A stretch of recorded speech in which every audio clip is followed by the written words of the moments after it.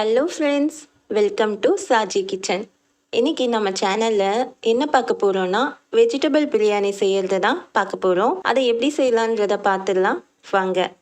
இதுக்கு நான் 3 பெரிய வெங்காயம் எடுத்திருக்கேன். அதை நான் நீட்டாக கட் பண்ணி எடுத்து வச்சுருக்கேன்.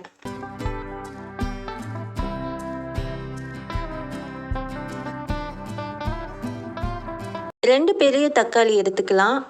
அதையும் கட் பண்ணி எடுத்து வச்சிடலாம்.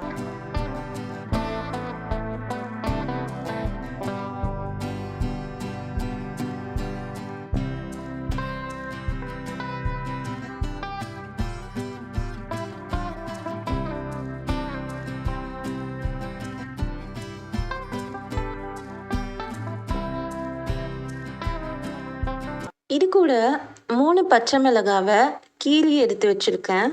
இப்போ கொஞ்சம் பீன்ஸு நல்லா வாஷ் பண்ணிட்டு அதையும் குட்டி குட்டியாக நறுக்கி ஒரு பிளேட்டில் எடுத்து வச்சிடலாம்.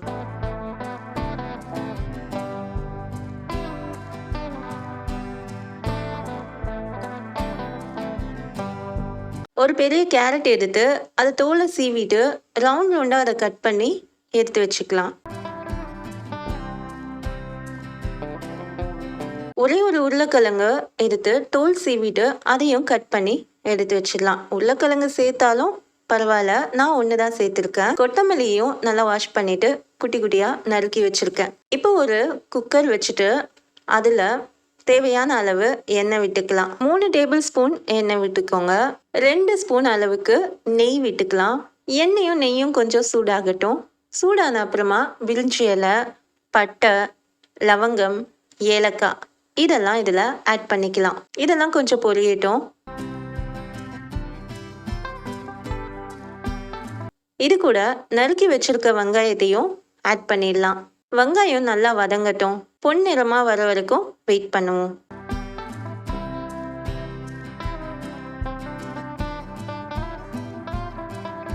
இப்போ வெங்காயத்தோட கலர் நல்லாவே சேஞ்ச் ஆயிருக்கு. இது போல் வெங்காயம் கலர் மாறினா நல்ல டேஸ்டாக இருக்கும். இது கூட கட் பண்ணி வச்சுருக்க ஒரு கைப்பிடி கொத்தமல்லியை இதில் போட்டு அதையும் நல்லா வதக்கிடலாம். கொத்தமல்லியோட பச்சை வாசனை போகிற வரைக்கும் வதக்கிக்கலாம். கொஞ்சம் புதினா எடுத்து வாஷ் பண்ணி வச்சு அதையும் நம்ம இதில் ஆட் பண்ணி அதோட பச்சை வாதை போகிற வரைக்கும் வதக்கிக்கலாம். இதை நம்ம சிம்மில் வச்சு தான் வதக்கணும், ஹை ஃப்ளேமில் வச்சு செய்ய வேண்டாம். இப்போது கீறி வச்சுருக்க அந்த 3 பச்சை மிளகாவையும் இதில் இப்போது ஆட் பண்ணிவிட்டு அதையும் சேர்த்து கொஞ்சம் வதக்கிடலாம். இப்போது கட் பண்ணி வச்சுருக்க தக்காளியை இது கூட ஆட் பண்ணிடலாம். தக்காளியோட தோல் கொஞ்சம் பிரிகிற அளவுக்கு கொஞ்சம் தக்காளியை வதக்கிடலாம். இது கூட 1 ஸ்பூன் அளவுக்கு இஞ்சி பூண்டு பேஸ்ட் ஆட் பண்ணிக்கலாம். இஞ்சி பூண்டு பேஸ்ட்டோட பச்சை வாசனை போகிற வரைக்கும் கொஞ்சம் வதக்கிக்கலாம். இப்போது மசாலா ஆட் பண்ணிடலாம். 1/4 ஸ்பூன் அளவுக்கு மஞ்சத்தூள், 1 ஸ்பூன் அளவுக்கு மல்லித்தூள், 1 ஸ்பூன் அளவுக்கு மிளகாத்தூள் இதை எல்லாமே ஆட் பண்ணிவிட்டு இதை நல்லா மசாலாவோட பச்சை வாதை போகிற வரைக்கும் வதக்கிடலாம்.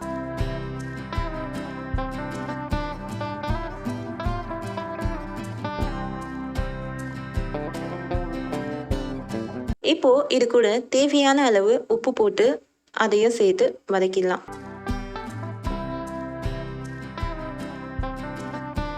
இப்போ இதில் ஒரு 1/2 கப் அளவுக்கு தயிர் ஆட் பண்ணி அதை நல்லா மிக்ஸ் பண்ணி விடலாம்.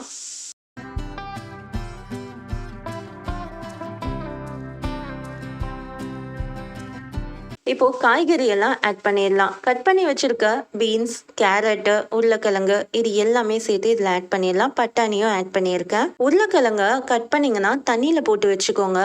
நீங்கள் அப்படியே ஒரு பிளேட்டில் வச்சுட்டிங்கன்னா அது கருத்துரும். தண்ணியில் வச்சுட்டு அதுக்கப்புறம் நம்ம ஆட் பண்ண போது எடுத்து இப்படி போட்டுடலாம். இந்த காய்கறியும் மசாலா எல்லாமே சேர்கிற அளவுக்கு நல்லா மிக்ஸ் பண்ணி விட்டுக்கோங்க. தண்ணி ஆட் பண்ணிடலாம்.